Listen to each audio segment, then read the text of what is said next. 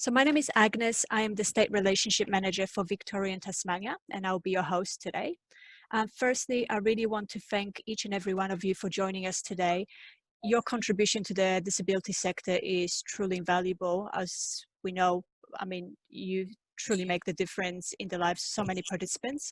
So the fact that you were able to spare a bit of time to spend with us today is really great. So thank you.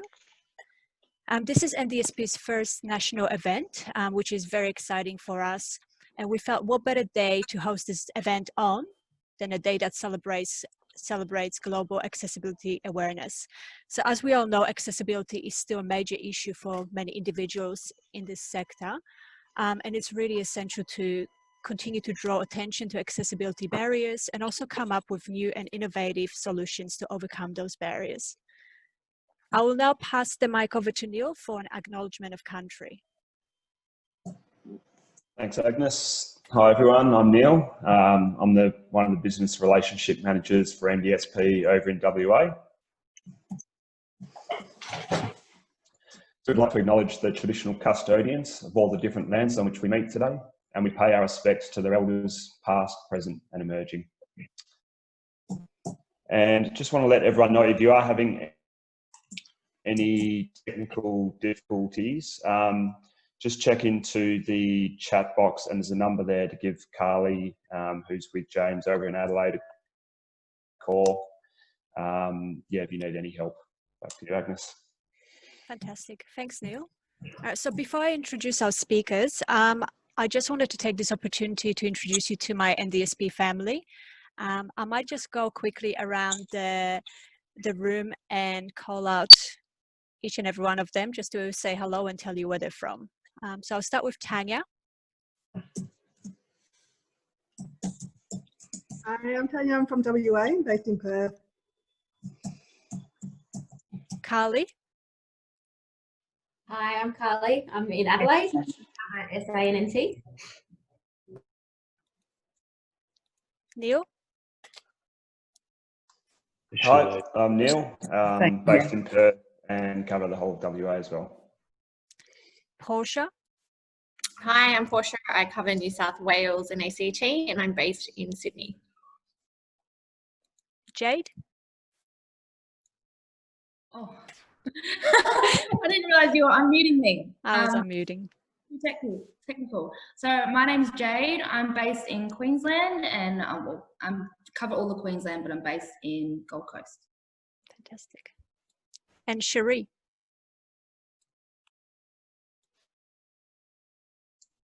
Hi guys, Cherie from New South Wales and ACT, here in Sydney with Portia as well, and coming to you from Durrow Glen.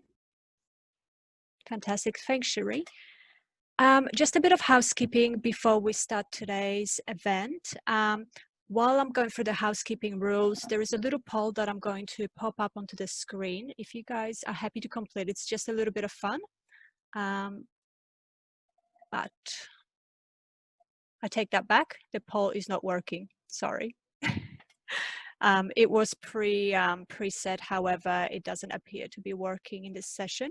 So in terms of housekeeping, I'm going to ask everyone to mute their microphones for the presentations.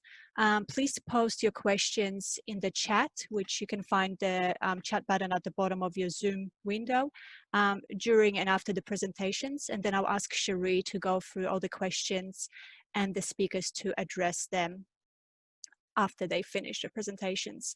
After this event, we will email out any slides that we have, plus a link to a brief survey. So hopefully you guys can complete the survey. It will take only a few minutes, but it will just give us a bit of feedback for any future events. So on that note, I would like to introduce our first speaker, Justin Keenan from Lusio Rehab. And it's over to you, Justin.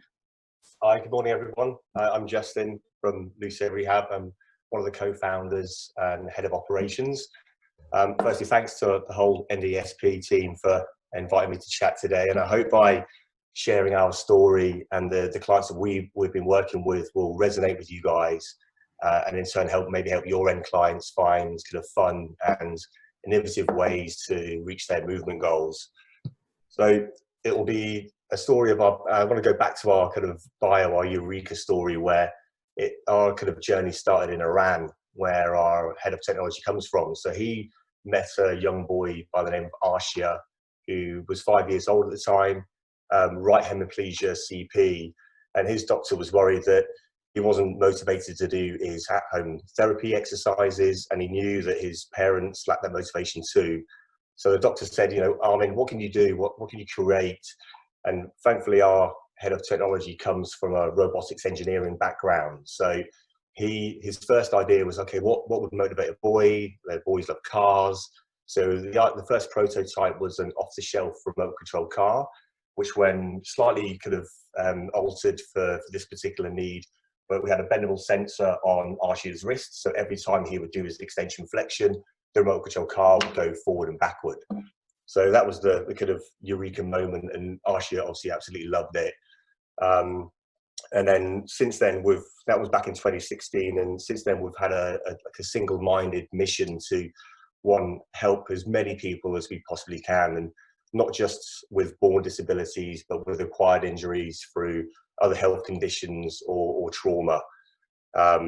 So I think that one of the major things in our journey now is, even though our kind of first customers were between the ages of 4 and 9, now we have customers between the ages of 3 and 94, from stroke, Parkinson's, traumatic brain injury, spinal injury, and then the cerebral palsy community at large as well.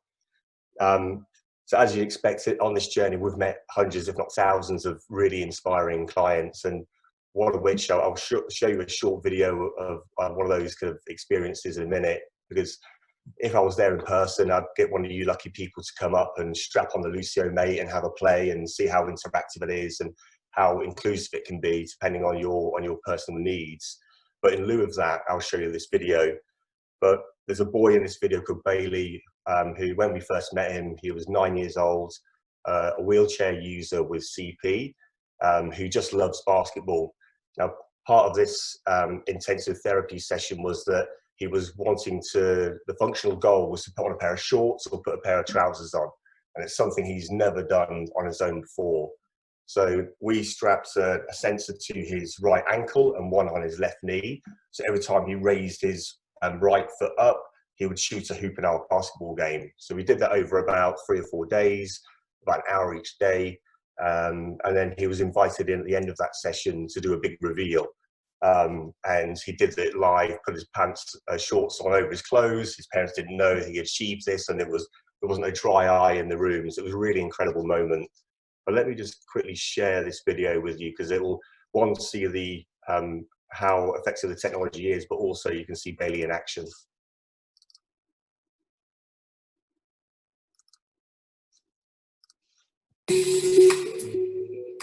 Lusio Mate is a wearable gaming controller that fits almost anywhere on the body and motivates people to do their physical therapy exercises in a fun and engaging way, whilst playing any of the varied styles of games that we have created and will continue to create.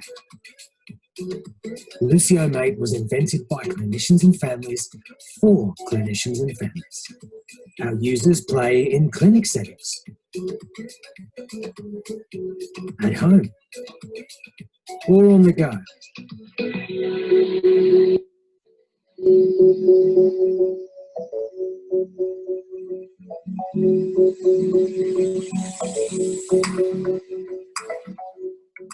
And we even have some people using it in the office as well. For most people, physical therapy can be boring and hard to fit into everyday life.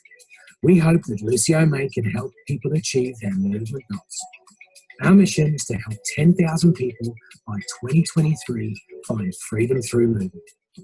We want to use our philosophy, technology, and processes to help make physical therapy fun, accessible, and measurable for both clinicians and players. So I hope that helps in terms of kind of painting the picture of what the hell is Lusio Mate. And I suppose that in our journey, it wasn't just us kind of having access to clients. We were very lucky to be accepted into the remarkable technology accelerator. Now, this is a platform that was the kind of brainchild of the Cerebral Palsy Alliance, but sponsored by the Telstra Foundation and Macquarie Bank. I think the ING director are involved now, but we were cohort 2, and it kind of provides a platform for really early stage ideas, all working to improve the lives of people living with disabilities. So we met with mentors, had access to clients, but really for us specifically, it kind of gave us access to the health experts. You know, we came from a technology background, but what the hell do we know about health and physiotherapy and occupational therapy? So they provided the clinical governance for us. And then we also had access to over 200 individual customers. So with every prototype we made, we would iterate on that design, either design new things in or design things out which were not required. So that's really been our kind of journey, really, in terms of really wanting to make it as inclusive as possible. One of the major things for us is we don't want to be kind of perceived as a toy. You know, whilst it's fun, it's about serious gaming and serious outcomes. So we're proud that, one, we're an NDIS provider under assistive technology, low cost, low risk, and now under core supports. I think that was released on Friday. But moreover, we're a class 1 medical device that's been accredited by the Therapeutic Goods Administration of Australia as well. So really fun, super inclusive, but with hopefully serious outcomes. Now, before I wrap up and open up for questions, I thought it'd be quite nice to show one other kind of video of, it was a session at St. George's School in Cogra. It was an NDIS party for a young girl by the name of Allegra, and it was her and her classmates wearing Lusio mate, and the parents allowed us to shoot some video as well. So let me just share this with you.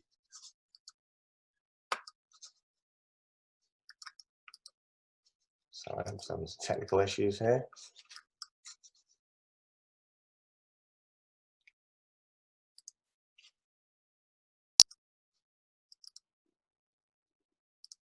Here at Lusio, we want to make sure that everyone gets a chance to play our games. We recently went to St. George's School in Margaret to play with some of their students.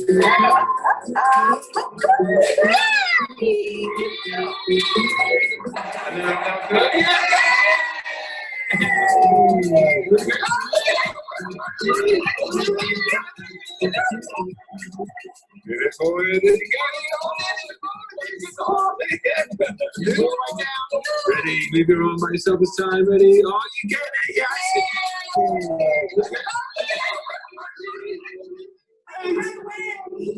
Right, oh my goodness, it's a video of the high school. Justin, we can't see the video, unfortunately. We can hear it, but we cannot see it. Sorry. Sorry, 1 second, guys. I'll start again. My apologies. I work in technology as well. Who'd have thought? No, it looks good now. Thank you. Yeah. Here at Lusio, we want to make sure that everyone gets a chance to play our games. We recently went to St. George's School in Margaret to play with some of their students.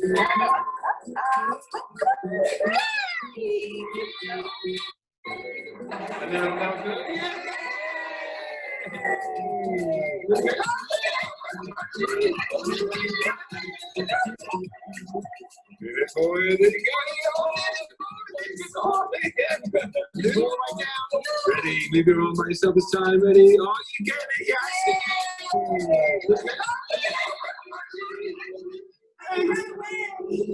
Right, oh my goodness, it's a video of the high school.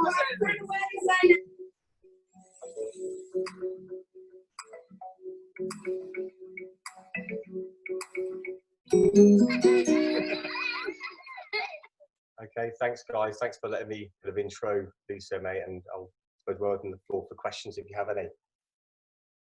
That looks fantastic, Justin. Thank you. Cherie, do we get any questions, or does anyone have any questions that they would like to ask? There's no questions that have been posted in the group chat, but I'd love any questions. I'm sure there's some burning questions from support coordinators interested to know how it all works, what it might cost, all those sorts of things. Absolutely. So one's just come through to say, what does it come in a set or buy one by one? Comes in a set, so you get a little Lusio mate box with 2 sensors and 5 extension straps. and then it connects to any mobile device, so any iPhone, tablet, or Android device, and they can also then screen share that to your large TVs, so it makes the whole experience even more fun. Okay, great. Does that answer your question, Stephen? Perfect. We've got another question as well. So I put a comment that the smiles were just beautiful to watch, and seeing those kids. I've worked in a special needs school before, so to see, you know, kids with CP that are so stiff and be able to have freedom of movement like that is amazing. So that's just a bit of feedback. Absolutely. Another question from Anne. What platform does it work on? So it's our own platform. So all the apps and games have been developed by ourselves, which are all downloadable via the App Store or Google Play. Great. And are there costs associated with those downloads, Justin? No, well, there's costs associated with the platform itself, but the downloads could be you could download them all now for free. You just need the smart devices to be able to strap onto your body. And there's two ways in which you can pay for those. It's either a monthly subscription or annual subscription. And through the low cost, low risk area of your plans? Correct, yeah. Under 80, low cost, low risk, and then the core budget kind of news was released on Friday, I believe. So people who without 80 can now access their core.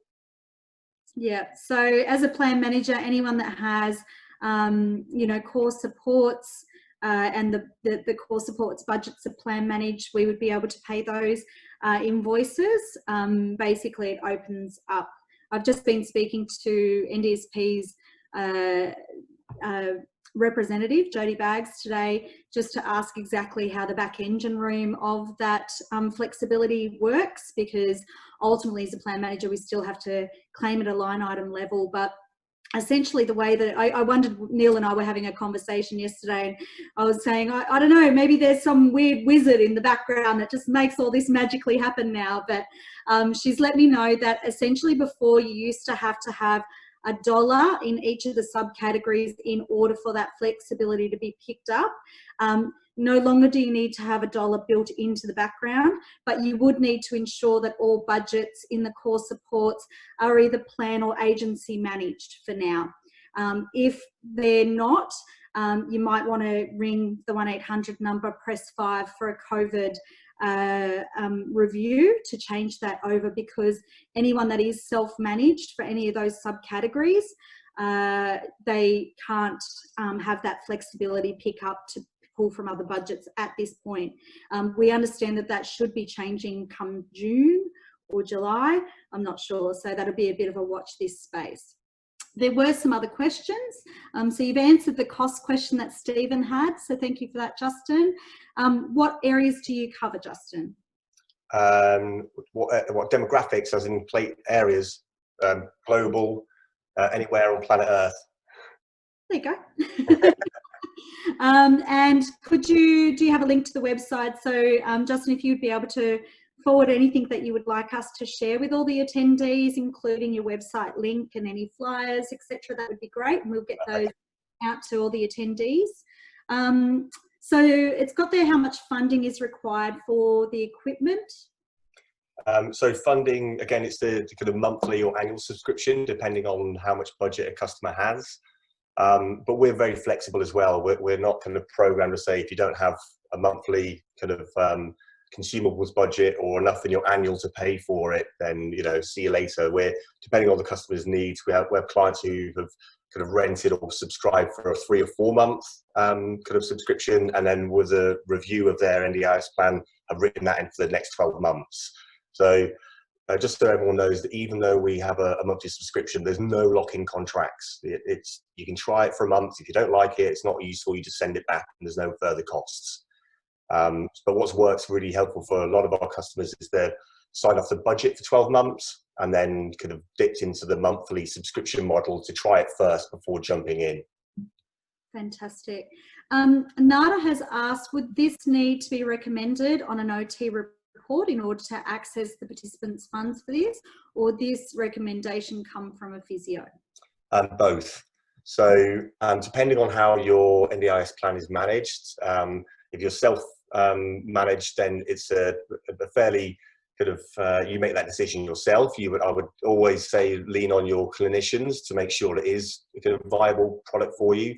But then again, all we need to do is provide a quote for you if your agency or plan managed as well. So quote, get that signed off.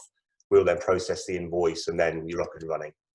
And I would understand that the risk would be quite low on this. I mean, it's quite gentle exercise. So, you know, that's why you've been able to have a registration under low cost, low risk. Would that be right, Justin? Correct. And the fact that it's a medical device classified by the TGA. So they did the auditing to make sure that it was going to do exactly what it says on the tin. And to ensure that, you know, that people are not going to have any injuries through it. So what it essentially does is it just mirrors what your OT or physio are suggesting you do. And you would strap on the sensors to perform that exercise, but you're playing a game. So be more motivated. All right. And Justin, are you a registered provider for the devices? Yeah. Perfect. And a question from Elaine, if it was ordered, would you assist with the use of it, or how would you do that? Yeah, so we have a mixture of a kind of self-guided quick guide or a user guide, which we ask everyone to follow. It's very, very simple. I use my parents back in England as an example. I could send them Lusio Mate without any prepping at all, and then all they have to do is follow that process. But everyone's different. So we also then back that up with a Zoom session with me or another member of the team as well. So whatever the client needs to get that return on their investment, we're there to support them. And there's no question on this, Justin, but would you be able to just kind of answer? I know when you've presented before, and I've trialed the products myself, it is very fun. I've seen other people do it as well, but in terms of how a participant would work in with their therapist ongoing, because I know there's some functionality built into the technology where the therapist can set challenges and things. Could you talk a little bit more around that as well? Yeah, exactly. So it's, you know, whilst it's a motivational tool, so the gamification of physical or occupational therapy, more importantly, if you think about the kind of traditional or the typical NDIS participant, they'll probably have 1 or 2 sessions in clinic or a home visit by say clinicians. So in between those times, when they're setting at-home therapy sessions, how do they monitor them? So our platform is all cloud-based, so it means wherever the clinician is based, they can interact with their end client, they can create prescriptions. So for example, if my movement goal was to open a door, that's 4 exercises. So extension flexion of your shoulder, the gripping of a handle, the turning, and then the pulling. So you create 4 prescriptions within the platform. The OT can then map or track that client's kind of adherence to that kind of prescription and then give them support or change that prescription as you see fit. Wonderful. So thank you so much for that, Justin. I think, you know, the other part of that, I see it as a real solution for regional remote areas where there might be thin markets or lower therapy budgets where perhaps, you know, it's difficult to get a therapist out to see you or for you to go see a therapist. This is, you know, another tool that can be a good solution. And I guess especially in COVID times where, you know, telehealth is on the rise, I can see this as a real solution in these times as well. So there's no other questions coming through, but if anyone has any burning questions that they think of post this session, please just get in contact with us and we can get those filtered through to Justin. Karen has asked one last question. Can we have an example of the cost of the monthly subscription? Yes, $119 per month. Perfect. All right. So if there's no further burning questions, I'll hand back over to Agnes. Thanks, guys. Thanks, Justin. Thanks, Justin, and thank you, Cherie. Great questions, guys. So our next speaker is Margaret Irvin from Legal Aid WA. So I'll pass it over to Margaret.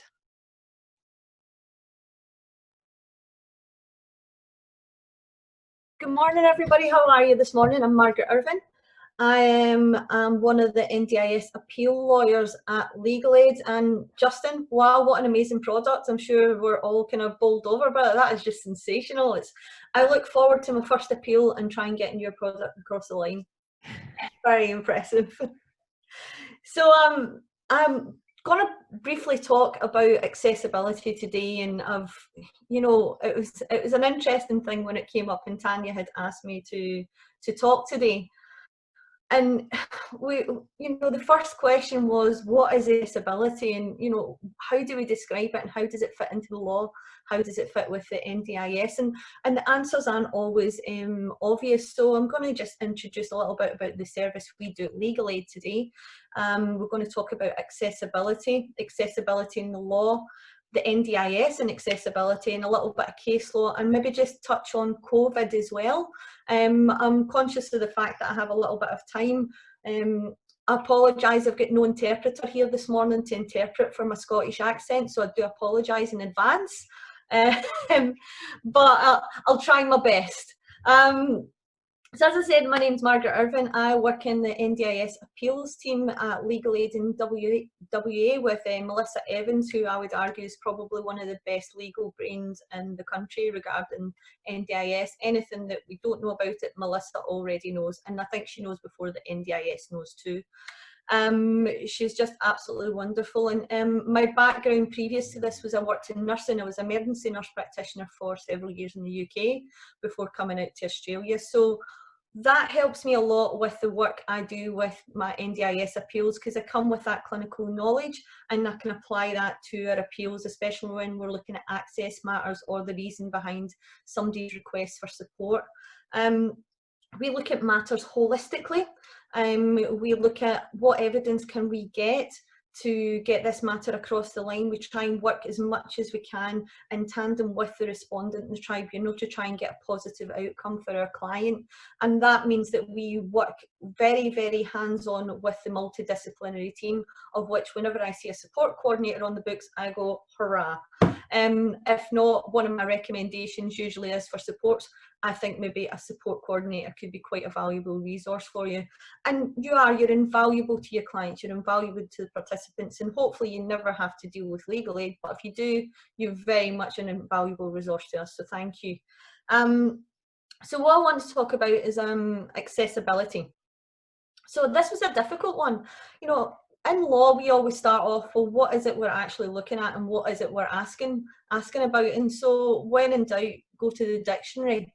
When you go to the dictionary in the Macquarie, there's nothing there for accessibility, which is what we're talking about, things being accessible and information being easy to achieve. That's bizarre in itself. So accessibility really falls under accessible, and I'll give you some of the brief definitions for it. Ease of access, approachable, affording easy entry to, or open to being influenced by. And I think that's a really interesting concept that we'll come back to. So accessibility to me is about empowerment. It's about as advocates, we help our participants access supports, technology, activities, the community, and to be able to participate. However, this does come with a caveat, which is open to being influenced by. And what I mean by that is when we document, describe, recount, and give an applicant who maybe has an element of communication challenges, we try to put a message across to them. We have to be very careful that when we put that message across and we're trying to access them and empower them to whatever service it is or whatever information it is that we consider that we're transmitting that message appropriately.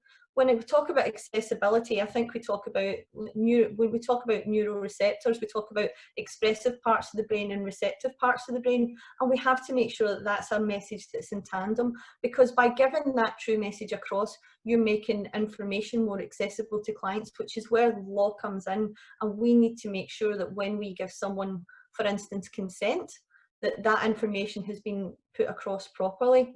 As we move into the cyber age, there's a lot of different issues now coming up with technology, but there's a very important legislation which is useful for you to know about, which the NDIS adheres to, which is the Web Content Accessibility Guidelines, which covers a wide recommendations of how we can make web content accessible for participants or anyone utilising the internet.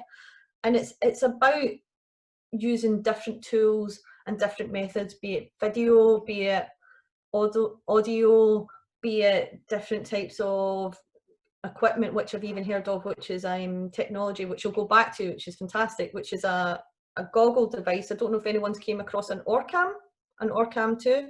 Oh, it's fantastic, which can actually, for someone who's blind. It's almost a camera you put on your face, which can actually describe through an earpiece your surroundings. So all this technology is wonderful, but it comes with the caveat of making sure that we're not unduly influencing people with it. So when we talk about... Margaret, can I just ask, is that the one that you attach to like your glasses? I think Quantum do it. Yeah. Blows my mind, and It's fantastic. I did an appeal on it quite recently, but I'll tell you all a little bit about that because it's an amazing device. So with law and accessibility, quite often it relates to the Disability Discrimination Act, because we're talking about someone who becomes disadvantaged because of an impairment that can't access something physically or psychologically or through work or again through empowerment. But when we look at it in a wider issue, it's about consent, it can be about contract, it can be about control.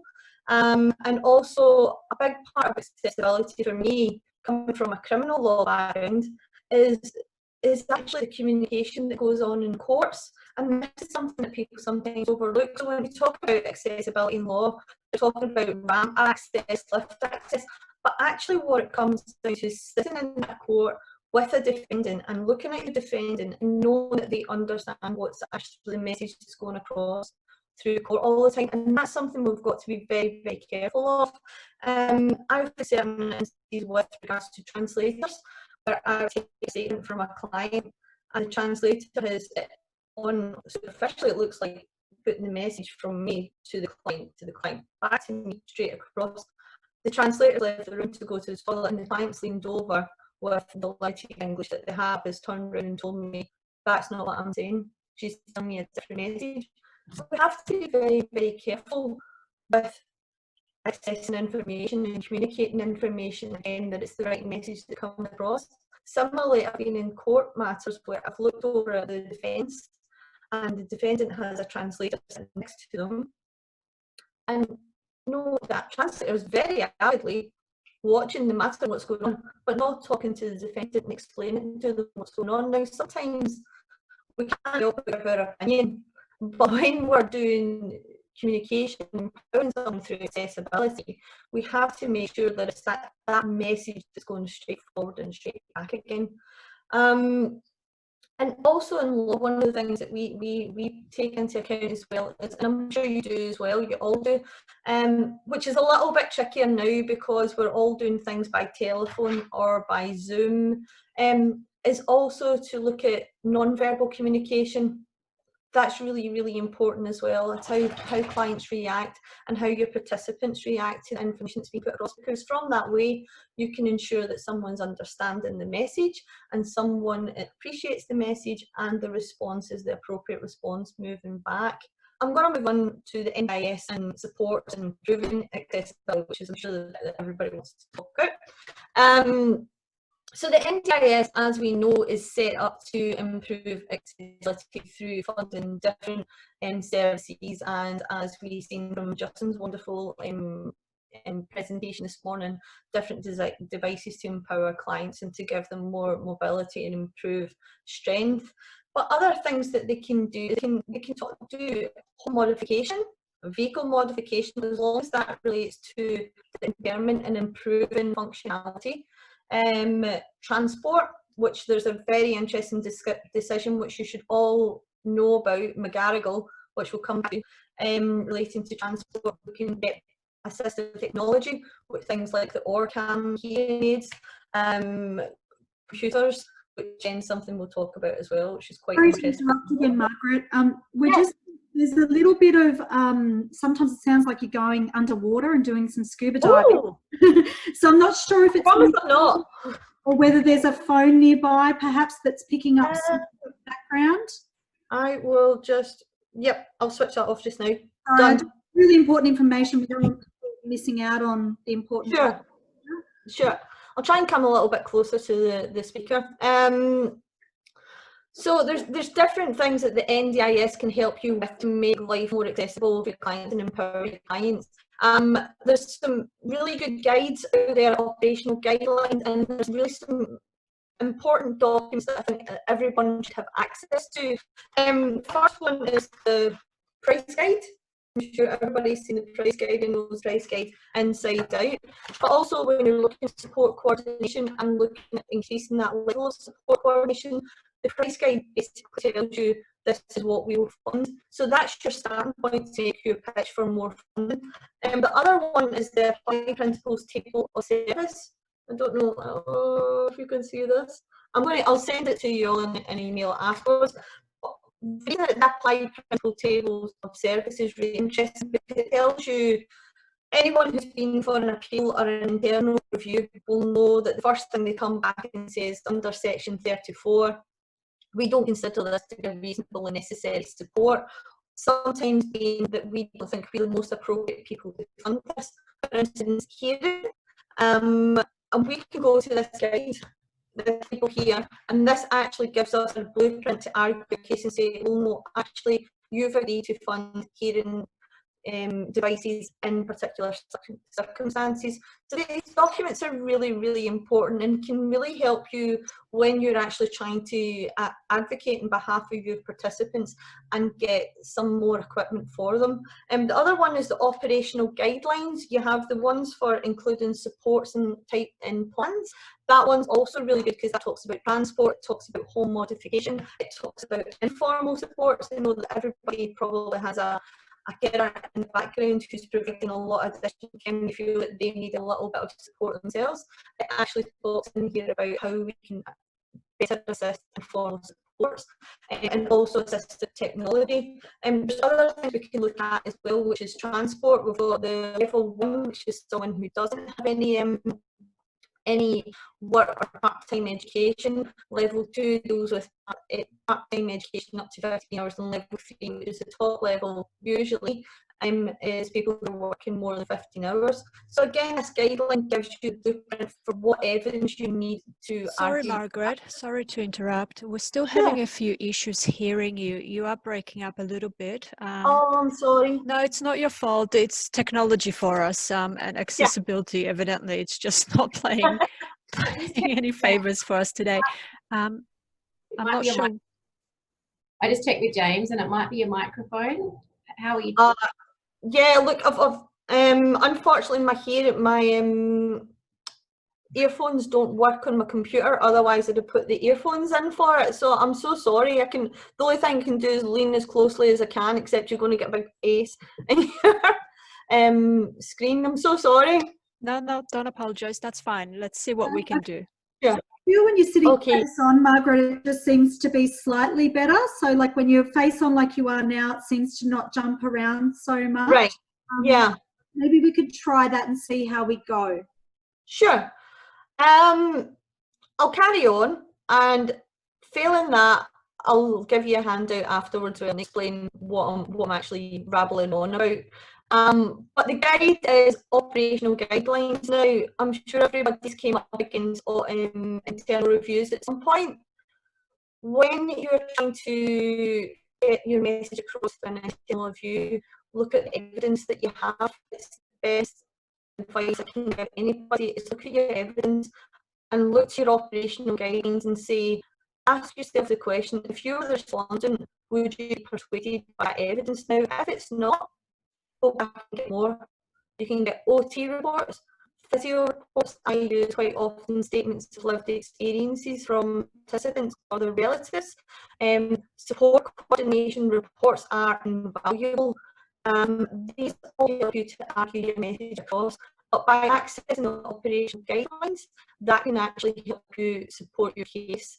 Now, with regards to case law, there's one really important case which I think not only relates to access but all every part of the NDIS, and I'm not too sure who's heard of it, Margaret, which was in 2017, and this case went all the way to the federal court. Now, the interesting thing about this was what this case came and said in the outcomes, although the fundamental request was regarding transport, the decision that came out of it was if you ask for a support to be funded, that support should be funded in full. So what I mean by that is with Margaret, he needed about $15,000. Sorry, Margaret, I'm sorry to interrupt you. We're still getting a lot of static. I was just wondering whether you can perhaps, if you've got any slides or any information you can shoot through to us. I just don't want to. I don't. Sorry, I'm really sorry. What I'll do is I've got a computer that I've been using, that I've been running my presentation off of. So what I'll do is I'll ditch that down and see if that helps. Okay, let's do it. So McGarrigle is a really important case. It's about transport on the face of it, but what it's about is really essentially saying, if you ask for support to be funded, and you know, sometimes the NDIS will come back and say, look, you've asked for transport, you've asked for 50 grand worth of transport, we'll give you 11's worth of transport, so we're not giving it all because we've got to look at the financial sustainability of the NDIS.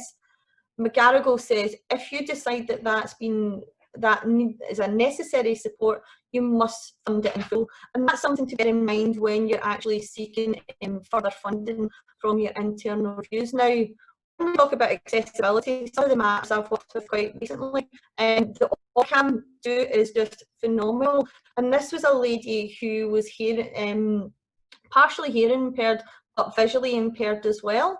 She was very limited and couldn't get out of the house. And we made a very interesting submission with regards to this. And I can give you a little bit of information without breaking any confidentiality. But one of the really interesting submissions that we made in this matter, and we resolved it before case conference, was this device, which is essentially, it allows somebody to see through their ears, if that makes sense. It visualises the whole area. Sorry, Margaret, sorry to interrupt. Yeah, we're still getting a lot of static. I'm sorry. What I'm thinking is we might get a recording, perhaps if you want to share your information, we might do a different session where we can record the information and share it with the team, if that's okay. Yeah, that's fine. Would that work for you? Whenever you're free and available, we'll just kind of sit down, maybe myself and Tanya, and get a recording, because I mean the information you've got is essential, and but it's just literally not coming through at all, which is a shame. Absolute shame. No, that's okay. So that's no worries. So I'm thinking maybe we can just go to a Q&A. If anyone has any questions or kind of updates around what's happening for everyone. Okay, we had a suggestion, maybe Margaret, if you switch off your video, would that work? So if you just keep your sound on. Right. Okay, let me and let's have a go with that. Or do you, what I could do is I could hang up and dial into the conference. Would that be easier? And I could do it by audio. That would work for me if everyone's happy with that. Yeah. Great. Thank you, Margaret. Give me 2 seconds and I'll just hang up and see if I can do that. All right. Perfect. Thank you. Sorry about that, guys. Technology for you.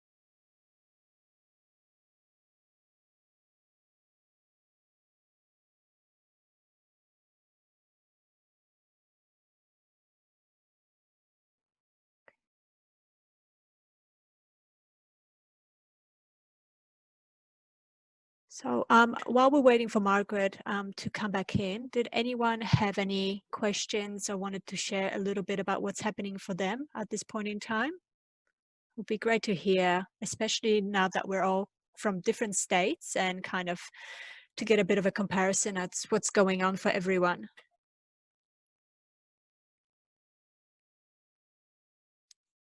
I'd really love to hear any sort of innovation that's emerging with your own organisations, or anything that you're seeing out there that could be beneficial for other support coordinators to hear about, or NDIS participants to receive.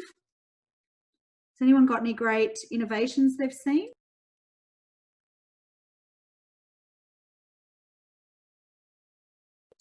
If you would prefer to put the comment or the question in the comment section, I'm also happy to read them out.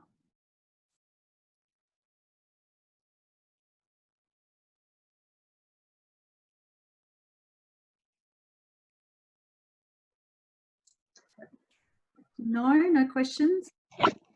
No suggestions. I've got one in New South Wales for anyone that's online from New South Wales. So Beyond Abilities had to reshape the way they were doing business because a good portion of their work was around supported holidays.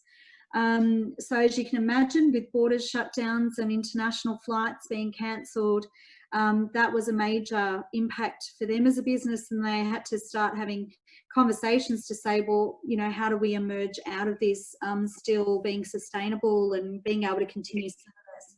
They did provide social and community supports as well previously. However, again, that is probably one of the biggest impacts, I would say, to some of your traditional disability service providers. I know I started my career in what we called the Lifestyle Enhancement Program with Ability Options. And, you know, that is an area where you're out and about in community all the time, and you're in small groups and you're going into different venues. So, you know, a lot of those venues have shut down. So what Beyond Abilities have done, have drawn on the skills of their support workers, also their team members actually, and they've put on different social and community and just sessions where people can, I guess, to reduce social isolation, they've taken things online. They've done some great things like makeup tutorials. You know, they've done some one-on-one dance classes so that when we emerge out of COVID, people are slowly starting to build skills of confidence with their, you know, dance ability. I could definitely benefit from that myself.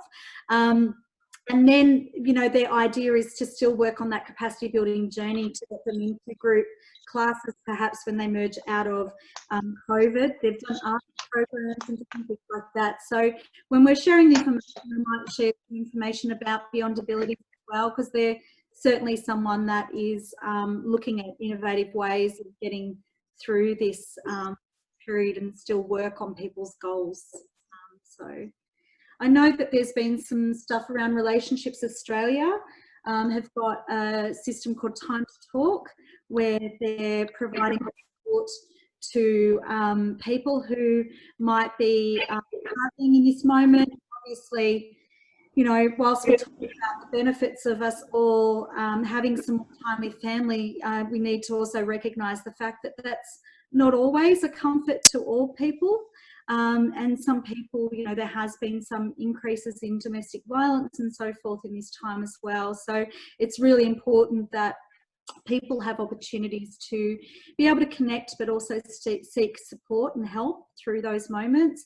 So Relationships Australia have a great initiative where they make calls to people.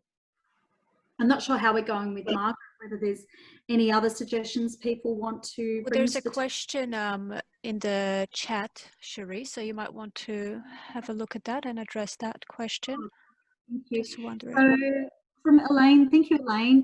It's certainly easier working with planners than with NDIS regarding payments, etc. I've tried to speak to someone in provider payments about some older invoices and wasn't able to.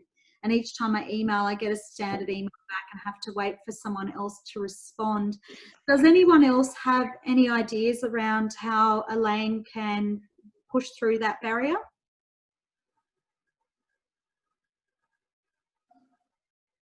Hi, can you hear me? We can. Hurrah! Margaret Hello. is back. Yes. Hello. You just give us 2 seconds, Margaret. We'll just finalise the question that Elaine's just brought to the table.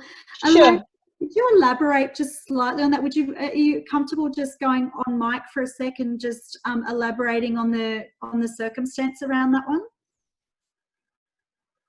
Yeah, I've just had some participants who the support coordination was changed from one plan to the next plan, sometimes with Carers Queensland, here in Queensland, without a lot of kind of warning. So those invoices then, or, you know, the time that was taken, I've tried to go back and sort of claim them.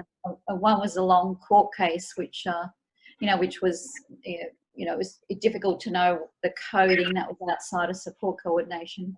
So I'm just trying to claim some of those, and I thought that they would be able to just process them, but they just said, just go back on the portal. And of course you can't put in a once the plan is finished, or you can't put in a request or a service booking. So yeah, I'm just trying to follow those through. Perhaps what I might recommend, Elaine, is perhaps after this I might have a call with you, and then I can maybe get a little bit more of the back history of that particular one, because they usually keep the plan open for a little while, but you know, there may be some other things that I just need to ask a few more questions about. So would it be okay if I take that one off? Okay, right. And then if that's a similar issue, sure, yeah. else, I can certainly report back on any of our findings around it, but I might be able to just dig a little bit deeper and offer some support, maybe not. Let's see. Okay, great. I'll put my number in the chat, and that way we can connect afterwards. And should we hand back over to Margaret? Fantastic, thanks. Hello, can you hear me any better now? Oh, thank goodness. I've just put it onto my phone, so hopefully I can carry on. I just want to share a case with you, which I thought was a really good case with regards to accessibility, and it was a matter that I handled late last year. The client was registered blind and had some level of hearing impairment as well, and she discovered the device, the ORCAM 2, which allowed her to hear what she's actually saying. And what I mean by that was the camera would scan the area and could actually had face recognition, and it could tell her in her earpiece through this set sat in her glasses, and it would tell her in her earpiece, oh, there's Bob over there, he's standing across the road and he's walking across to you, and the number 52 bus is coming down the street. So it was this amazing device which could really empower the client and really change her life. However, the NDIA, when she asked for it, said no, and they said it wasn't effective and beneficial, and it was not value for money under the Section 34 guidelines. So we took the matter on and we settled it prior to case conference, and we settled it in quite an interesting way. And what we did was, I was speaking to the client saying, look, what things could you do with this device that you couldn't otherwise do? Because that's how I get this message across the line. And she said, well, look, the argument was we can fund a support worker, that's cheaper than funding this camera. And she said, but how about if I wanted to explore things that I didn't want that support worker to see? She said, so if I'm in the shop and I'm walking up and down the aisles of the shop, what if I wanted to buy condoms and I've got a male support worker? How do I access that if I can't do that because I've got this male support worker there? He's a bit prudish and I don't want to tell him about this. And I thought, what an amazing argument. And it was a holistic argument, and it really came down to accessibility and her being able to access all parts of our health, including sexual needs. And we actually argued that prior to case conference, and that got the device across the line, which was just amazing. So accessibility comes in many shapes or forms, and it can be used in different ways. Now, before I finish, I just wanted to touch on the COVID-19. There's some guidelines which are coming out about COVID-19, which increases accessibility for clients, especially with regards to assistive technology. The NDIS is obviously conscious that they want to help participants continue with their supports, and what they've done is they've temporarily broadened the access to purchasing low-cost AT items. Now, I'm sure you all know about this already, but just for anybody who doesn't. So what they can do is they can access low-cost AT items such as smart devices, fitness equipment, tablets. It's very interesting. The guidelines say you can't buy an iPad, but you can buy a tablet under $600. But I would maintain if you can get an iPad for your client and you feel it's going to help them participate in physio sessions and speech pathology, or socially be able to connect, I would definitely put the application in for it. They look at the communication devices under $600, and also generally they're looking at a top mark of $750 to be used flexibly in the core support budget for electronic devices. You can actually spend up to $1,500, but they recommend $750 on one device. If it's going to be more than that, you need to get some quotes. Now, they also give a list of things that we can't buy, but that really seems, I think, probably with a little bit of experience and a little bit of evidence, you could probably argue these ones too. saying that the NDIS funding can't be used for devices with that are time specific, so it's something that's a temporary device that you wouldn't use in the future. Smartphones, smartwatches. I would argue that with regards to communication and access and social activities, and software is one of the other things. But again, if you have a real strong argument for software and a program which is going to help someone to become more capable and to empower them and improve functionality, I would definitely put the application in and ask for it. Ask for an unplanned review if necessary, if you get refused on it. This policy is time limited. It will be reviewed in June and will probably only continue to September, but it will be reviewed again in September. But in summary, accessibility, which was quite challenging, thank you Tanya for giving me this as a task, is about communication, it's about empowerment, and it's about expressing and receiving information, and it's about participation, and hopefully together we can empower our participants to enjoy their life to the very best and their very fullest. So that's me, and I'll welcome any questions.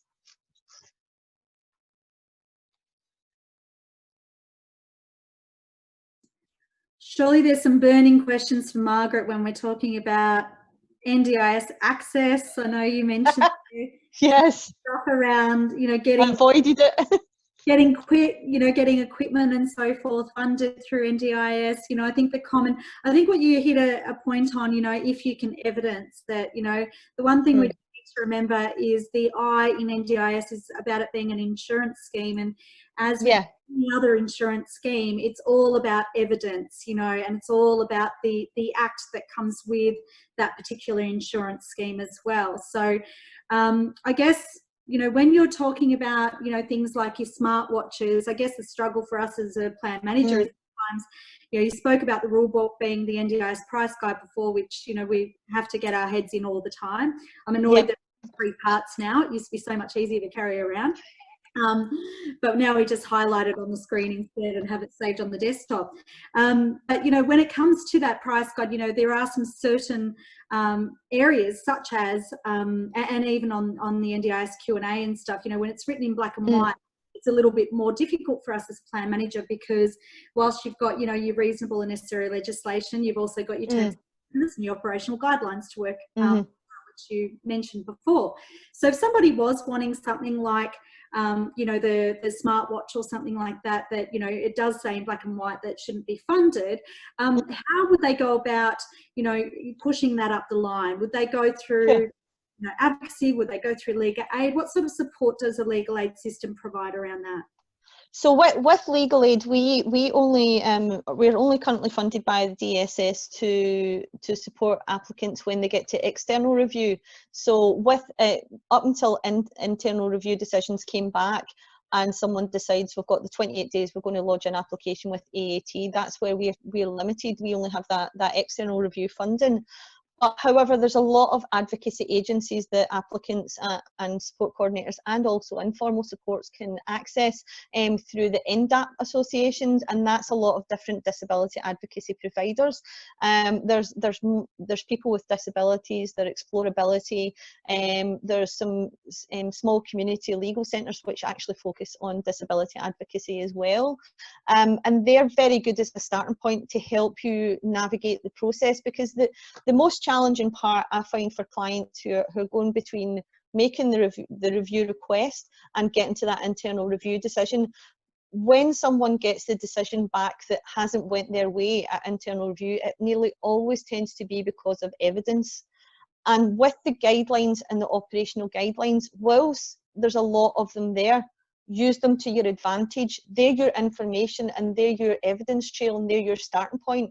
So if you look at the evidence, and, you know, for instance, if we look at legislation and we look at reasonable and necessary, and it's been rejected on value for money, go to the operational guidelines and look at, well, why is the transport level I'm asking for? Why is that value for money? Hold on, it says here that if they participate in the community 15 hours a week, then they can get level 2.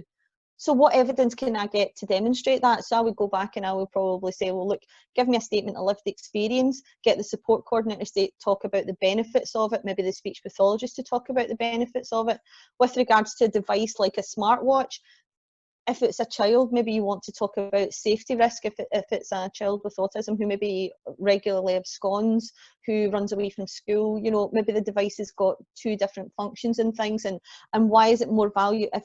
When we talk about value for money, you could argue it's more valuable to buy a device at $500 than it is to have a support worker every hour of the day.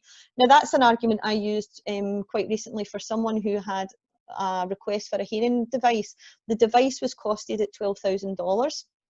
The NDIA said we're not funding it. It's not it's not reasonable and necessary when you can get an aid at $2,000. But what we'll do is we'll give them 4 hours of support worker a week so he can access the community. So my argument back for that was I costed the amount it would cost the NDIS over 5 years, which was the lifespan of the device, and said, you know, we can ask it to get a device at $12,000, which is going to last 5 years, or you can pay for 4 hours a week for a support worker, which is a cost of $60,000 for 5 years. I know which one I would be arguing for if I was looking at value for money. On top of that, the device took his hearing from 5% in 1 year and 20% in his other year up to 95% across both years.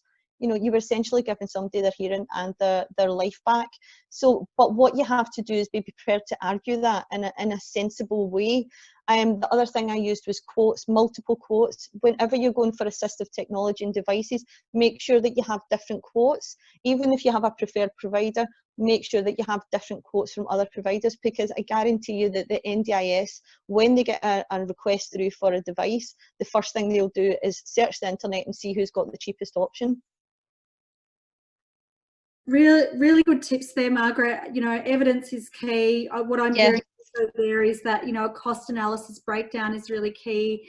I know some OTs that do that really well in their evidence report. Showcase that value for money is compared to the attendant care, and they always seem to get really good success outcomes of that. So working with the best OTs is probably another good tip. There are a couple of questions, so thank you for starting to throw these across to us. So Elaine had a question. Can you give us some other ideas of cases, some good news stories, I'm guessing is what you're kind of going with there. Without detail, of course, so de-identify. Sure. Well, I'm trying to think. I'm trying to relate it back to communication.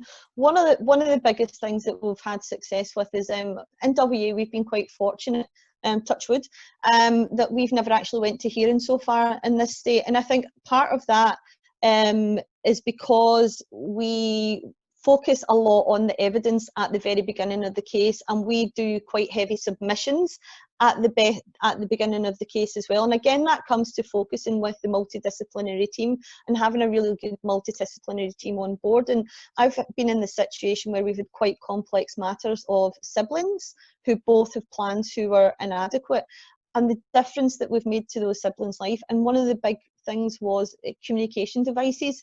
If you have a child or an adult, I've done it with an adult applicant as well who was in his 20s and had never had a communication device because it had simply never been recommended because people thought they wouldn't get it if they asked. Get that speech pathology report and get a really good one, and if there's a potential for behavioural issues or ASD, and there's gaps in learning, or there's gaps in communication, or there's gaps in the way in which they process through their ADLs during the day, find out if whether a communication device would help, because it can completely revolutionise their life. We had 2 siblings who'd never really had a conversation with each other or their mum before, and we got the devices and they could talk as a family, and that was the most amazing result we could have. We had a son who was, as I say, in his 20s and never had a conversation with his mum, and all of a sudden he could use this device and make some conversation with his mum. So it's a really rewarding process, but you have to be prepared to put the effort in at the beginning with the evidence. We're getting a lot of questions coming through, so we'll actually ask a couple more, but keep them coming. If we don't get to them all, we can at least get them to Margaret and get some responses to you. So please don't slow them down, but I'll just apologise if we don't get to all of them. That's okay. Fiona's got a good question. I know as a plan manager, this is I know at least a few team members that have come to me with a similar question recently. So Fiona says that she's recently had a client requesting an iPad Pro for just under $1,500. And Yep. the was sent an email with very generic reasoning supporting the Yeah. to purchase this. She said she's seeing quite a lot of this. Fiona, can I just ask, what was the outcome of that? Was it funded, or was there pushback, or what was the outcome? I can't hear her, I'm sorry. Fiona, you might need to unmute. Sorry, can you hear now? Yes, I Great. can. Hello. Hi. So I'm still in the process of actually getting it all sorted at the moment. Yep. I've just sent an email through to, sorry, my phone's, yeah, I've just sent an email through to the physio just to request further documentation around it. But Yep. yeah, it's sort of, I feel quite uncomfortable sometimes asking for further information when, you know, Yeah. but the email was sent directly through from the client, and it was like almost cut and paste job from the physio. Yeah. And yeah, I just didn't think that was enough to justify sending through that AT request. Yeah, look, that's, yeah, I don't disagree with you. You know, you have some practitioners who are very, very meticulous in the evidence they provide. Some are very time limited by what they can and they can't provide. And some, you just, again, you will get a very basic response like a cut and paste. Now, the way I tend to address that is I ask them specific questions, knowing that if they're time limited, if I can get those responses to those questions, that might actually help get the matter across the line. Generally, things like assistive technology, I would be asking, why is this device the most beneficial device? What other devices are available? Why are they not? It's very important to argue, as much as it is to say this is why this is the best device, it's also important to identify other devices on the market and say this is why they are rubbish and these don't work in this particular instance, and also to talk about the cost effectiveness of it. And when you talk about that, the best thing you can do is relate it to their plan goals and say they will be able to achieve their plan goals if they have the device which allows them to do X, Y, and Z. Without this device, they will not achieve X, Y, and Z. And then talk to the functionality. You know, if you feel that their functional capacity will reduce if they don't have access to this, that's as much of a valuable argument as it is saying why devices are really good. And quite often that's the trap that people fall into, is they'll go, but I've explained to them why this is really going to help me. But the NDIS will look at it and say, well, how do I know there's not something better out there, or some other device which is far cheaper, or some other method which is far cheaper than buying the device, which will have the same outcome? You have to demonstrate why this is the actual best outcome for them, which means disproving all the other devices. It's a little bit time consuming, but again, you can summarize it in one page. My best reports have been only a page long, but they've really just documented every point. But look to those reasonable and necessary criteria. Put yourself in the shoes of the respondent and think, if I was holding on to the money and I don't want to give it to anybody, what would persuade me that I would have to give the money back? And it's a hard thing to do, but they're faced with a very hard decision all the time, because they have got the, and as we talked about earlier on, it's an insurance agency, they have targets to meet. They can only fund what they have the absolute evidence that they can't afford not to fund it.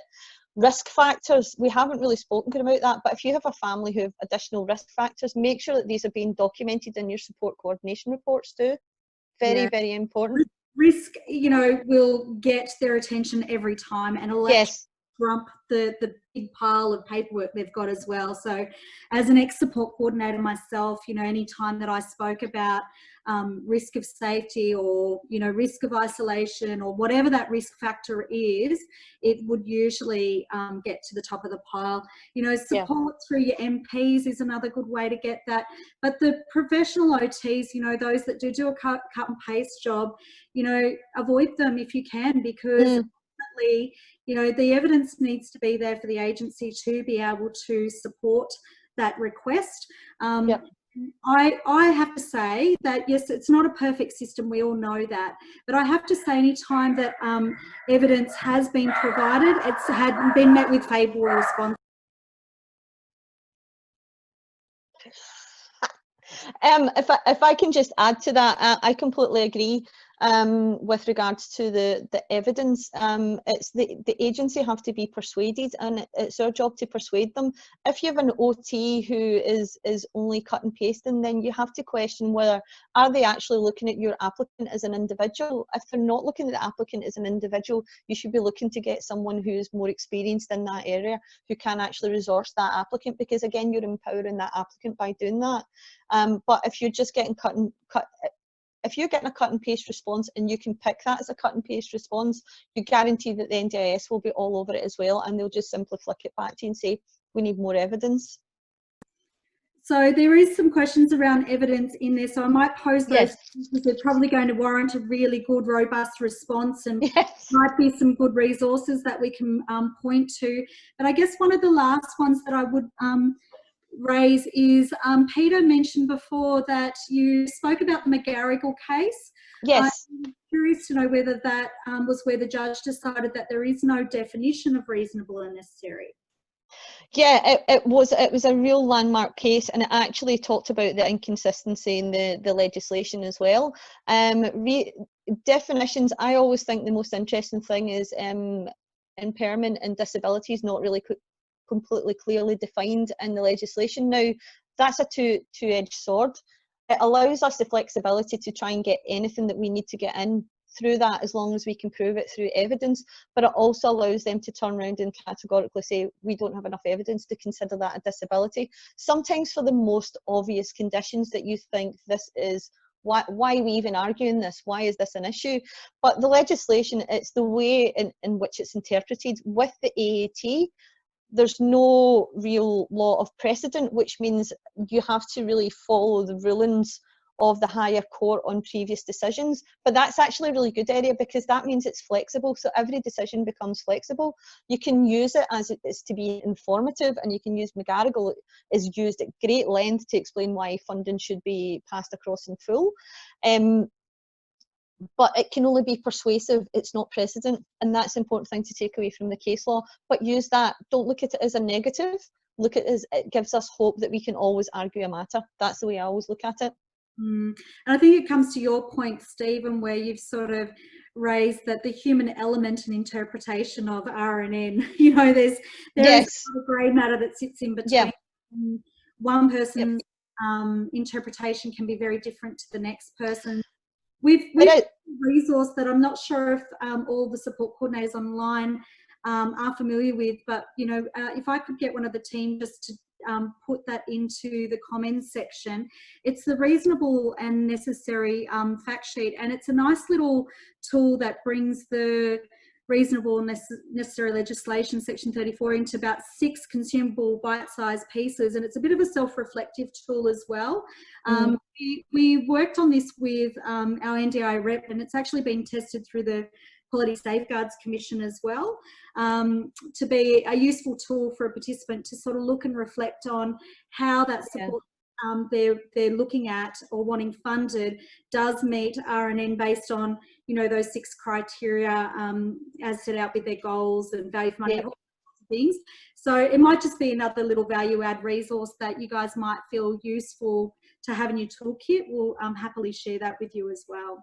Yeah, if I can add to that, definitely the operational guidelines, including specific types of supports and plans, that one is just brilliant. It's really, really helpful, and it really, really breaks it down what we're actually after and what we're looking for as well. I find that I use that every day, and I go to my guidelines every day as well, just to make sure that we're not missing anything, and check the legislation regularly to make sure there's been no updates to the legislation. But the guidelines and the rules are really, they're telling you how to do it. If you read between the lines, they're actually saying to you, for instance, functional capacity, and we talk about reduction in functional capacity, and it gives you 3 main categories of it. You know, someone's totally dependent, they are independent, or they rely on people, or they require prompting. So if you have a client who constantly requires prompting or requires assistance, then you can meet that criteria of functional capacity, and you can actually turn it back on the respondent and say, well, look, here's your guidelines, this is what you say reduced functional capacity is, here's the evidence we have to do it. And that's where you use your supporting statements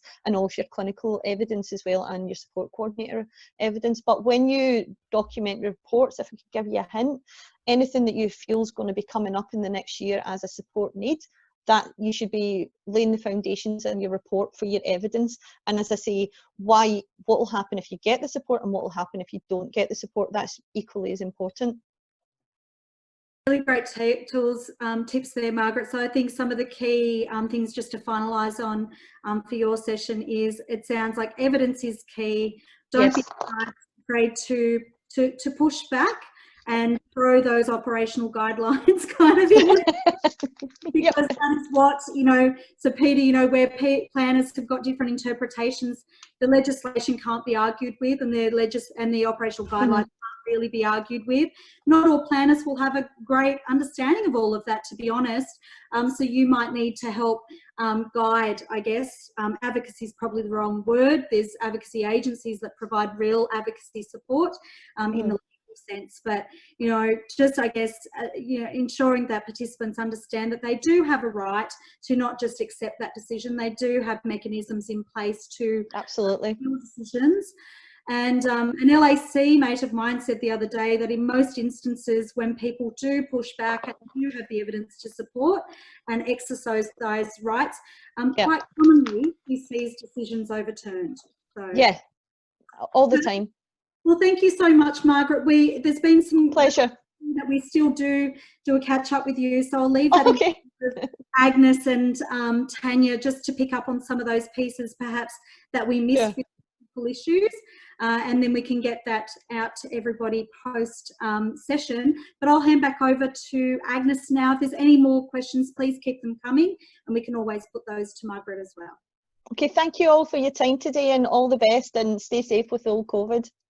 Thank you. Thank you, Margaret. You've been absolutely amazing. And thank you to Justin. What an amazing piece of technology that you're offering. And thank you all for joining us today. It's been an absolute pleasure. We've gone a little bit over time, but hopefully it was worth the while. We will get all that information to you. So we will send out an email later this week, hopefully, with all the information that we can gather and answer some of these questions that we've missed out on as well. So enjoy the rest of your day, everyone, and hopefully we'll see you at our next session.